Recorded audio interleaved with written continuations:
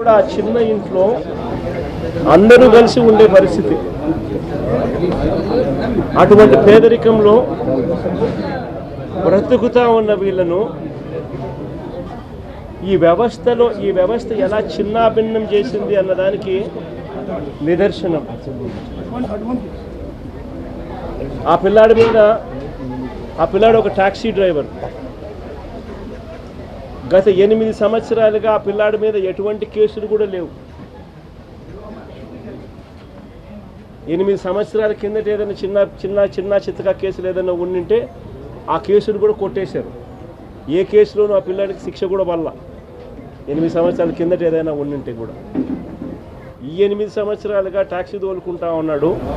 ఎటువంటి చిన్న చిత్తగా కేసులు కూడా లేవు. మరి ఎందుకు అలాంటి పిల్లాడిని బలవంతంగా పోలీస్ స్టేషన్కు రోజు రమ్మని చెప్పి హెరాస్ చేయడం?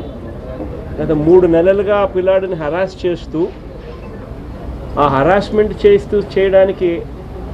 చేయడమే కాకుండా ఆ హెరాస్మెంట్ తట్టుకోలేక ఆ పిల్లాడు చనిపోయి ఆత్మహత్య చేసుకునే అంత దూరం ఆ హెరాస్మెంట్ చేయడం మొదలు పెడితే నిజంగా పోలీస్ వ్యవస్థ అన్నది ఎలా దిగజారిపోయింది అని చెప్పడానికి ఇవి నిదర్శనాలు. హార్డ్లీ 40 years, 40 ఏళ్ళు కూడా ఆ పిల్లాడికి లేవు. Less than 40 years age.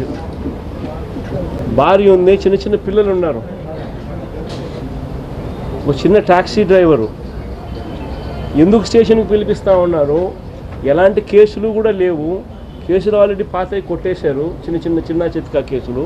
8 సంవత్సరానికి ఎటువంటి చిన్న చిత్కా కేసు కూడా లేదు. టాక్సీ తోలుకునే వ్యక్తిని ఎందుకు పిలిపించినారు?